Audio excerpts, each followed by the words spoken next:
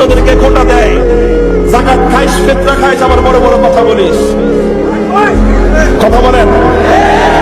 প্রশ্ন হলো, তুমি যে ডাক্তার হইছো, তুমি যে ডাক্তার হলো ঢাকা মেডিকেল আর চট্টগ্রাম মেডিকেলের উপরে, কার বাবার পয়সা দিয়ে ডাক্তার হয়েছো? তুমি যে চট্টগ্রাম বিশ্ববিদ্যালয়ে পড়লা, ঢাকা বিশ্ববিদ্যালয়ে পড়াশোনা করলা, তুমি কার বাবার পয়সা দিয়ে পড়াশোনা করেছো? তোমরা আমাদের গরিব মানুষের, মেহনতি মানুষের মাথার কাপ পায়ে ফেলানো ট্যাক্সের পয়সা দিয়ে পড়াশোনা করো।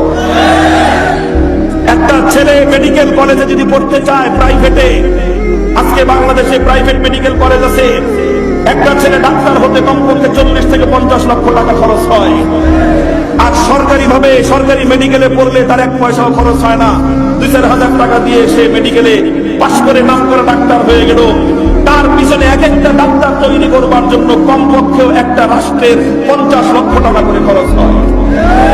কোত্থেকে আসে 50 লক্ষ টাকা? এই 50 লক্ষ টাকার মধ্যে আমি মামুনুল হকের ব্যক্তিগত দেওয়া ট্যাক্সের পয়সা আছে। ওই 50 লক্ষ টাকার মধ্যে একজন মেহনতি কৃষক, শ্রমিক, রিক্সাওয়ালার ট্যাক্সের পয়সা আছে।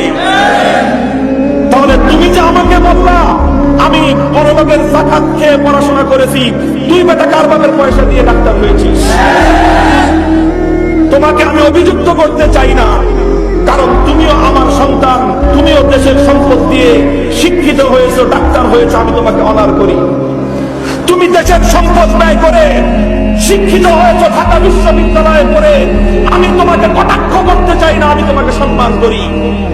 তুমি যেমন জনগণের পয়সা দিয়ে পড়াশোনা করে মানুষ হয়েছো, শিক্ষিত হয়েছো, মাদ্রাসাগুলোর ছেলেরাও আল্লাহ প্রদত্ত ট্যাক্স, যাকাতের পয়সা দিয়ে তারা লালিত পালিত হয়। আমাদের যাকাত আসে বড় লোকের পকেট থেকে, আর তোদের ট্যাক্সের পয়সা যায়, তোমাদের ট্যাক্সের পয়সা যায় সাধারণ মেহনতি মানুষের মাথার ঘাম পায়ে ফেলানো ট্যাক্সের পয়সা দিয়ে।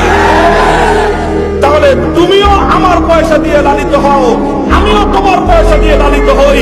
তুমি যদি আমাকে কটাক্ষ করতে আসো, তাহলে আমিও ইটের জবাব পাথর দিয়ে দেওয়ার জন্য প্রস্তুত।